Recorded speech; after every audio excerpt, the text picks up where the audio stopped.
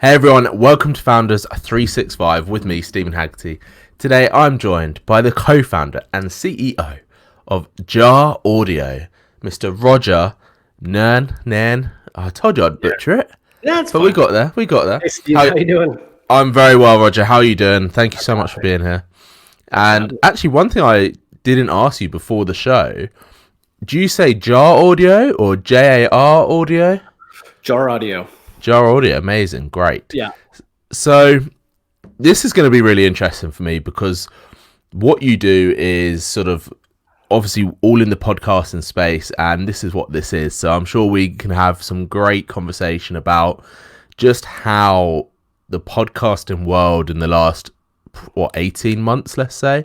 It's been for us it feels like just yesterday, but yeah, good 18 months, 2 years. It's absolutely exploded. Exactly. It seems like every man and their dog, and I'm sure there are literally just dog podcasts out there now. I mean, if there isn't, I'm sure that could be an amazing niche, actually. So that's actually what I've come on to promote.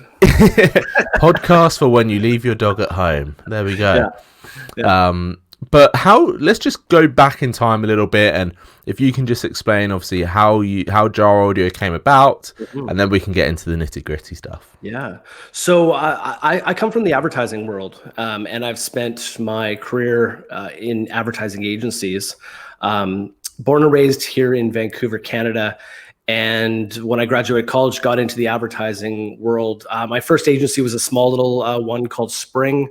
Helped grow the company, and then left and went to DDB, which is known worldwide as one of the largest, if not, it has some of the richest history when it comes to agencies. And when I joined DDB Vancouver, we were the top in Canada at the time. And one of the best in North America. We were winning all the awards, working with some absolutely incredible clients. And I really got a chance to hone my skills in client service, which is where I've always worked in with DDB. Got a chance to launch Netflix in the country, worked with big, great customer service brands like Nordstrom. And then, from there, I moved on to another agency called Cossette, which at the time was one of the top agencies in Canada as well. And so I had this great career in client service in the advertising world, but always had that entrepreneurial bug,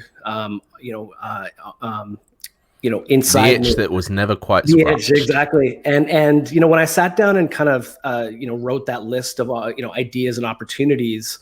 I obviously wanted to be in something that I had a lot of passion for. And at the time, I was really passionate about podcasts. I had a few of my own that were just purely, just done for fun for myself. It was a hobby.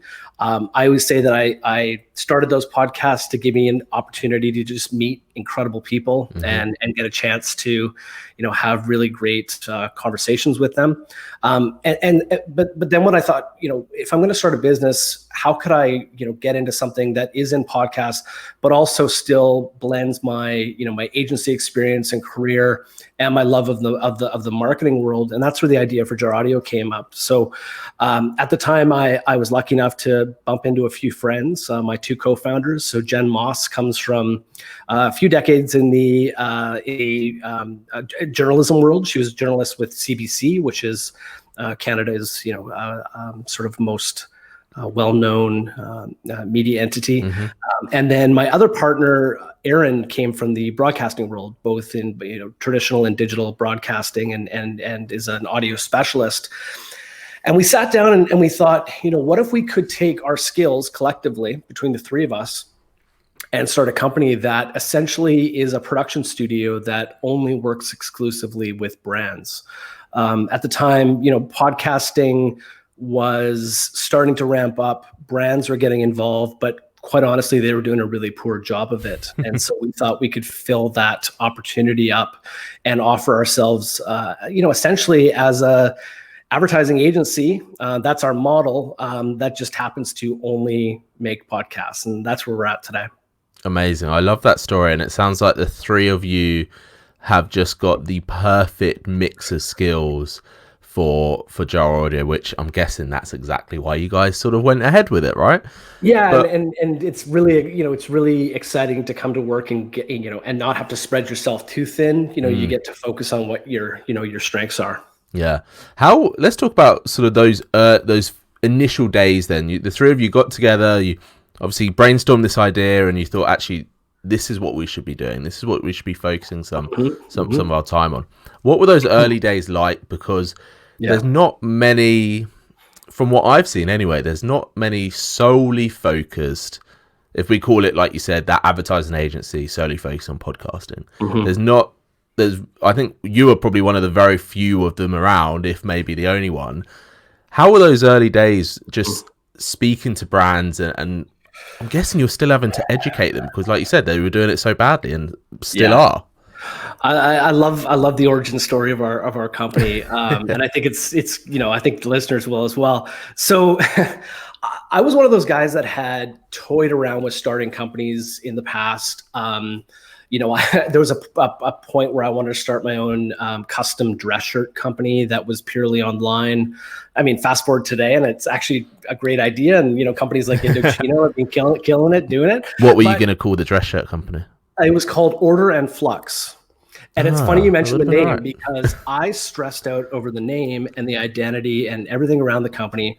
I stressed out about that for about a year. And I fiddled, and it dawned on me that, like, I'm doing anything but actually starting a business. Right. I'm stressed out, but actually you procrastinated for a year. Exactly, it's procrastinating, and I had done that a few other times with other businesses as well. So when I sat down with Jen and Nairn, I put a bit of a stake in the ground, and I said, listen, I'm not going to start a company unless we can literally put the minimum viable product out in market and see if there's interest. And from there, we'll go forward, and we'll slowly start building organically like that. And we all agreed that sounds like a great idea. So I true story, I went home that night.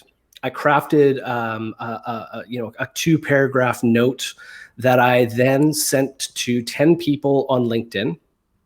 And within a couple hours, I got a response back from a guy who I was connected with.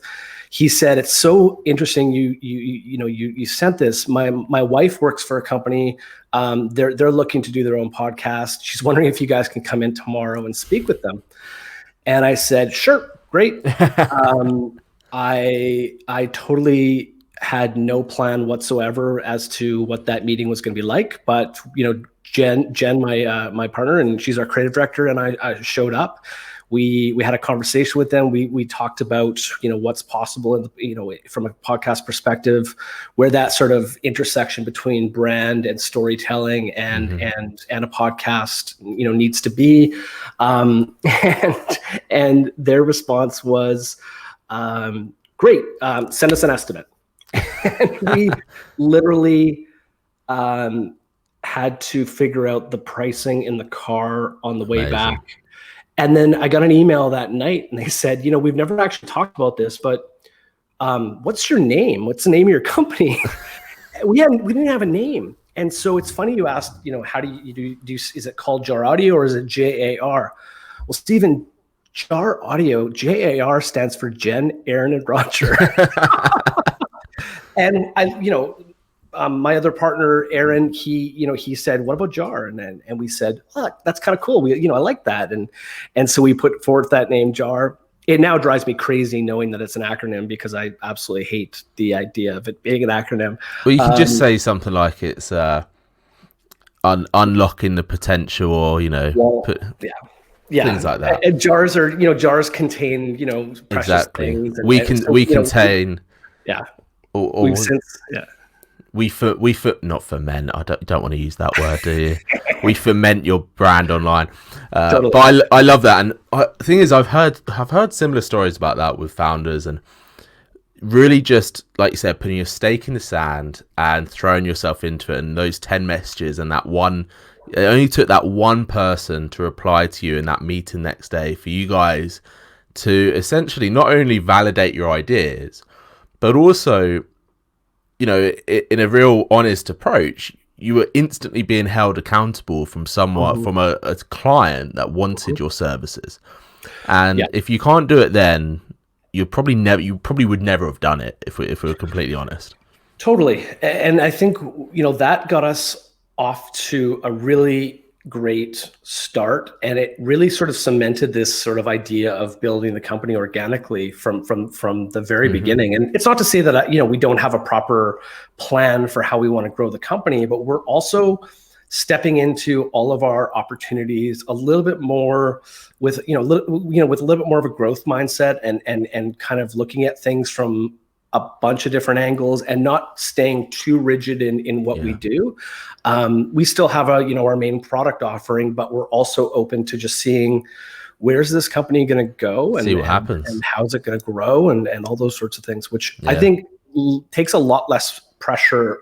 It takes a lot of the pressure off us. It takes a lot of the pressure off me as the CEO. But also, we're being mindful of the general direction we want the company to go. We just try a bunch of different things along the way. Yeah, and it sounds like you're having a lot of fun doing it as well, which is great. Cool. It's awesome. So let's talk. I mean, we have to talk about the podcasting world in general, because this is what you guys know. And like I said at the beginning, it has completely exploded over the last 18 months, 2 years. But from where you sit and those conversations you're having with brands, where are you seeing sort of the biggest opportunities now? Because from where I sit, there's like lots of different, I would say there's like 3 tiers of quality, right? There's the quality of being recorded in someone's car and, just not very great, but that doesn't really matter because they could have an incredible story. But then you have the flip side of people going ridiculously great on the technology and the equipment side, but not having the storytelling aspect. So when you work with brands, or when you're speaking to brands, what sort of turns them on a podcast, right? What gets them excited about that? And how I'm guessing, how do you communicate with that to them? Yeah, that's a good question. And you would ask this, you had mentioned this earlier, there has to be a lot of education involved. We have had to do a lot of that, more than we probably expected, to be honest. So what gets brands excited is mostly, marketers these days rarely struggle to capture people's attention and actually reach them. With all the different digital technology these days, you're pretty much guaranteed to get a certain number of impressions and even clicks and all that sort of stuff. Where marketers are struggling is actually keeping that attention and holding them in their marketing funnel for as long as possible. There's so much more competition.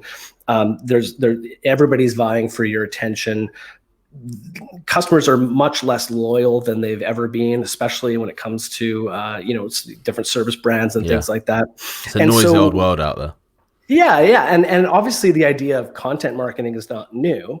But where they see the value in podcasts is you're essentially creating and capturing an audience. And if you do your job right, and by that we mean you produce a good show, it's going to keep that audience's attention. They're going to subscribe. They're going to want more. They're going to stay with you. And the data is amazing. Like our shows that we produce for our clients at Jar Audio, we see on average about a 90 to 95%. And actually, I just saw this morning, a couple of them are at 100% engagement rate through the episode. So on a 20 to 30 minute episode, we're capturing the audience's attention and keeping them engaged through that whole episode. That's crazy from a marketing medium standpoint. And to give you an example, like the average YouTube video, the average 1 minute YouTube video, it has about a 50% listen or watch through rate. Huge difference. And so, when we look at podcasts, and to us it makes sense, but this is the part where we're having to do a lot of education around is, podcasting is such an intimate medium. It's literally you're whispering in someone's ears, like and to be able to be the brand that is whispering into your ear over the course of a 20 to 30 minute episode. not talking a lot about the brand at all, keeping it very, very high level. We always talked about being, story first, brand second. Yeah. So if you're telling a great story that is entertaining, or perhaps it's helpful to the listener, it's teaching them something, and then it just happens to be brought to you by XYZ brand. That's that perfect sort of intersection of brand and storytelling. Then you're going to get the listener wanting more, and understanding who that listener is paramount, so that we can be creating content to, be as much value to them as possible. And so that's where brands really get excited. And then there's other reasons too. Brands are seeing podcasting as a great opportunity to speak to their staff, big, large organizations. Like Lululemon, one of our clients, they produce a podcast, or we produce a podcast for them that is pushed out internally just to their staff. Oh, interesting. And it's an opportunity for them to communicate in a different, engaging way. Yeah.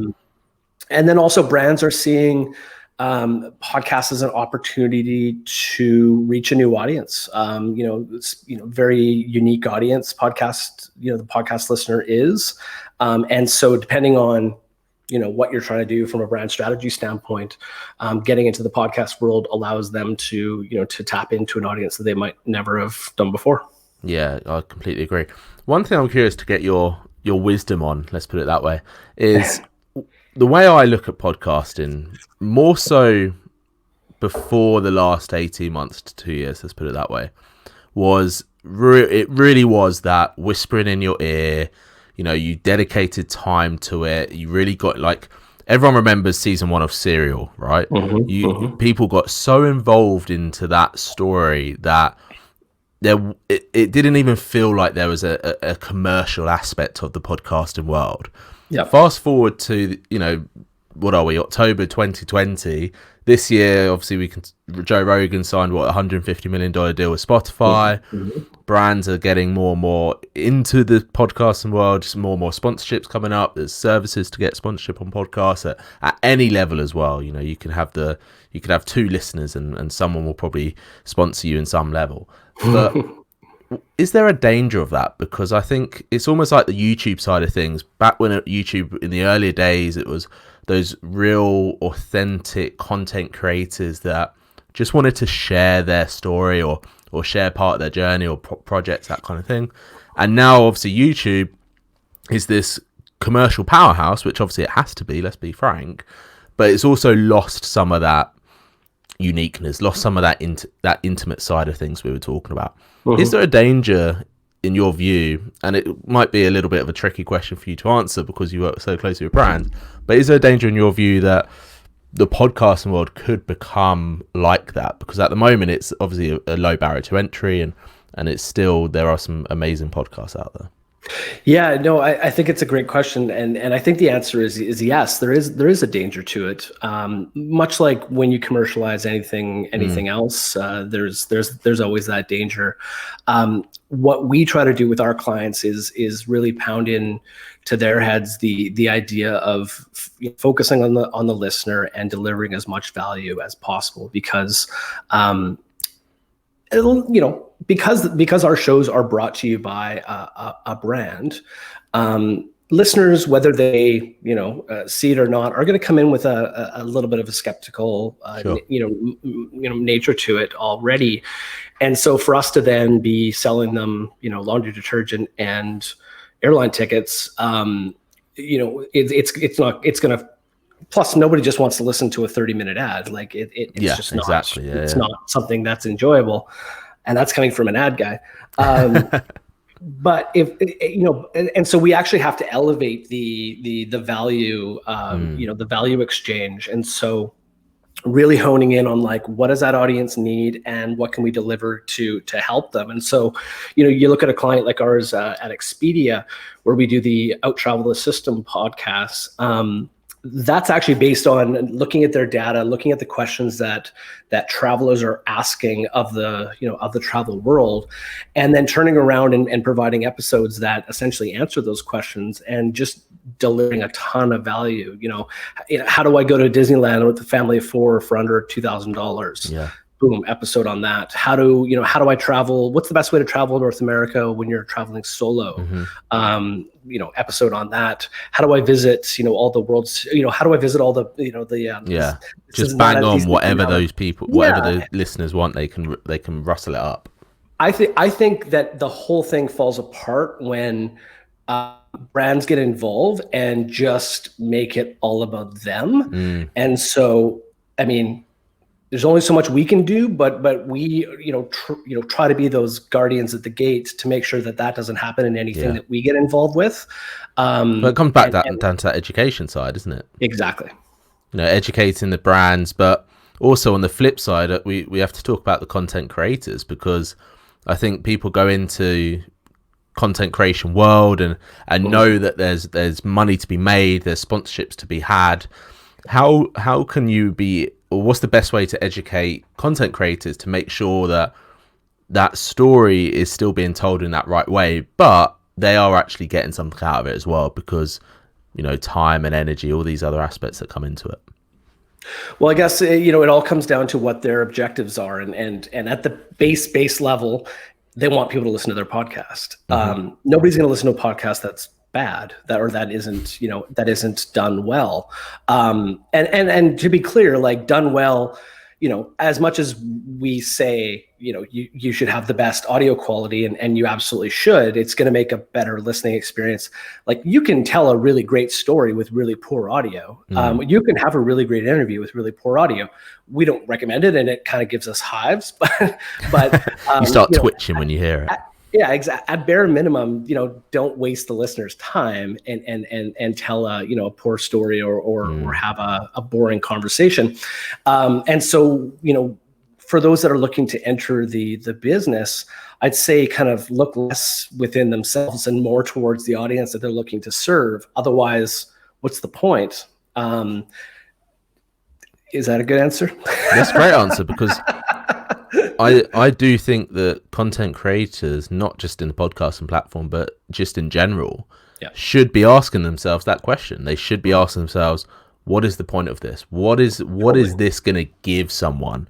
Yeah. Because I think people do it I completely understand why as well, because they want to do it and they want to feel good about it and all that kind of stuff. But then actually, if you do something from that place of giving and knowing what listeners want and or viewership want, then what you're going to get back as a content creator is going to be far greater than any show or a video that has low listenership and viewership. Yeah. And Steve, like, when we're talking to a client, we are always having to remind them that, yes, it's a podcast, but in your case, it's a marketing medium, and it has to perform. And in order for it to perform, it has to be listened to. And in order for it to be listened to, it has to be good. And in order for it to be good, we have to apply these sorts of principles and all these sorts of things. And I think that that's also applicable to your everyday kind of hobby podcaster as well. Like, if you want people to listen, it needs to be good. And if it needs to be good, then there are some principles you need to apply. Like, when we're creating the show and we're in in the edit, we're looking at it from the standpoint of, how can we keep the listener as engaged as possible? Yeah. How can we literally keep their brain locked into the episode and refreshed and keep, because that's, to us, going to result in a longer listen through rate, and that's going to result in a higher performing podcast for the client. And so we'll apply, different sound effects or different signposts along the way, or, opportunities to kind of remind the listener who the guest is that they're listening to. And, like, there's all sorts of, different tactics you can apply. But at minimum, just, be thinking to yourself, like, would I listen to this? Is this interesting? Yeah. Is this worth my time? Is there a story? Is there that storyline that we all love, right? We all love the classic hero's journey sort of setup of a story. Joseph Campbell. Exactly. Love it. For you, Roger, with Jar Audio, what's next? What's coming up for you guys? Because it sounds like you've started off on the right foot, which is a great way to start. You're working with amazing clients. I suspect you're probably learning a lot still, and always learning. Yeah. So you mentioned earlier that you kind of open to where the business goes, but in the short term, what's coming up for you guys? Yeah, so we're looking for our next group of clients, looking to grow the agency. The beautiful part about what we do is we're entirely remote. We built the company that way so that we can be as flexible as possible. So our clients can really come from anywhere around the world, and we also build our teams flexibly as well. So when we start a new project, we find and assign a writer, producer, and an editor to every show, and those people can be anywhere around the world. And so we're looking for new clients. Our kind of ideal client is sort of the Fortune 500 type in size, kind of Inc. 5000 business. Not only has great stories to tell, but I think the biggest piece that we look for in a new client is, do they have a level of creative bravery, and if they do, we feel comfortable that we'll be able to put together a good show for them. And so we're looking for that, and we're always looking for new clients. It's what excites us the most about this sort of business, aside from the podcasting side, is we just get an opportunity to work with really great big brands. I love the phrase creative bravery. I think that is a phrase that you can really tell when people are kind of putting their neck out on the line, doing something that is a little bit away from other people. One of my final questions to you, Roger, on that basis is what bits of advice could you give content creators to be more brave, to have that creativity behind them? Well, I think, first of all, there's a great quote actually from Ira Glass, who of This American Life, very, very famous radio show now podcast, and he talks about, it's a long quote, so I won't recite it, but he talks a lot about how the only way to really hone your craft is to just make more stuff and just keep making more stuff and putting it out. And at first it's going to be bad, and it's bad, and it's going to drive you crazy that it's bad, but you just keep building and building and building, and when it's right and wrong. And really what, the crux of what he's saying is that you just have to get started and do it. And it's very much similar to how we built the business. I'm a big fan of Seth Godin, and I always forget the name of the book, but I think it's Linchpin. He talks about how, whatever you're building doesn't really exist until you ship it. You put it out in the world. And I look at content creation as the same way. Should you take it seriously? Absolutely. Like, should you want it to be perfect? Definitely. Is it going to be perfect? No. Yeah. But just put it out there, start, get feedback, focus on your audience, and just keep going.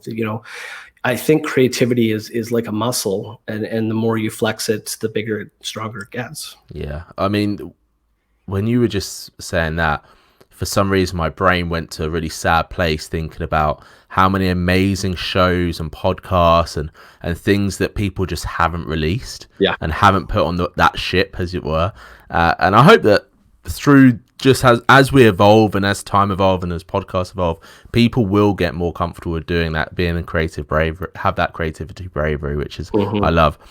So Roger, listen, my final question is, how can people find out more about you, man? How can people find out more about Jar Audio? Yeah, check out jaraudio.com.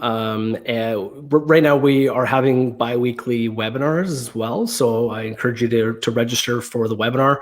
The webinar is called 10 Reasons Why Brands Are Embracing Podcasts. We dig into all those reasons, plus we share some tips on getting started yourself from a company standpoint. And I'm also on LinkedIn, Twitter, Facebook. We're on Facebook as well, so come check us out. Places. Yeah, and check out some of our shows. So we've got Out Travel the System by Expedia. We have RBC Disruptors, Van Cities, Good Money podcast, as well as Port of Vancouver does a great show called Breaking Bottlenecks. So check out our site for more information about those shows and give them a listen. Love it. Roger, thank you so much for your time. Thanks for all your comments. I think I've thoroughly enjoyed the conversation, and now I'm obviously thinking, I'm hoping the listeners have as well, but no doubt they have. Absolutely. Thanks so much, David. Thanks, Roger, and thanks everyone else for listening and watching. This has been Founders 365.